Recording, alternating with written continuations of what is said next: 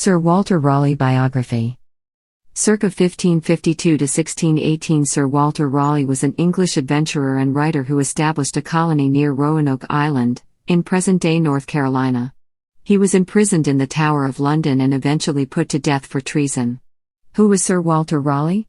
Sir Walter Raleigh was an English explorer, soldier and writer. At age 17, he fought with the French Huguenots and later studied at Oxford. He became a favorite of Queen Elizabeth after serving in her army in Ireland. He was knighted in 1585, and within 2 years became captain of the Queen's Guard. Between 1584 and 1589, he helped establish a colony near Roanoke Island, present-day North Carolina, which he named Virginia. Accused of treason by King James I, Sir Walter Raleigh was imprisoned and eventually put to death. Early life.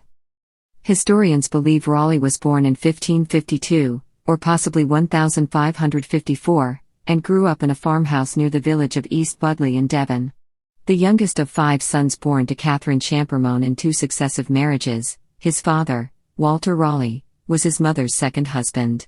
Like young Raleigh, his relatives, Sir Richard Grenville and Sir Humphrey Gilbert, were prominent during the reigns of Elizabeth I and James I. Raised as a devout Protestant, Raleigh's family faced persecution under Queen Mary I, a Catholic, and as a result, young Raleigh developed a lifelong hatred for Roman Catholicism.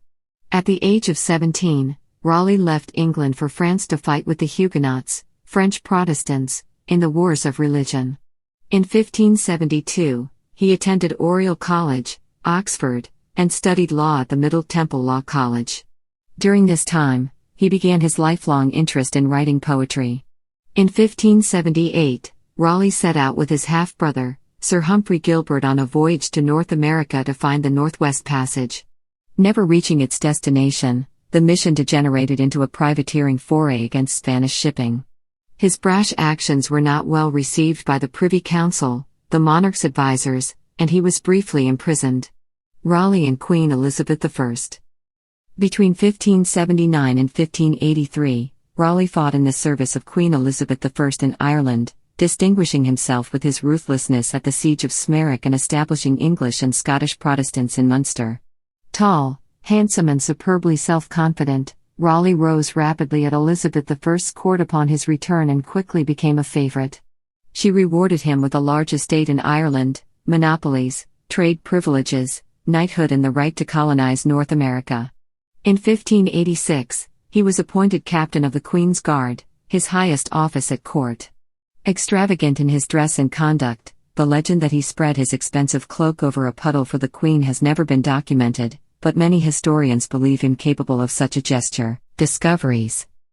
An early supporter of colonizing North America, Raleigh sought to establish a colony, but the Queen forbid him to leave her service. Between 1585 and 1588, he invested in a number of expeditions across the Atlantic, attempting to establish a colony near Roanoke, on the coast of what is now North Carolina, and name it Virginia in honor of the Virgin Queen, Elizabeth. Potatoes and tobacco.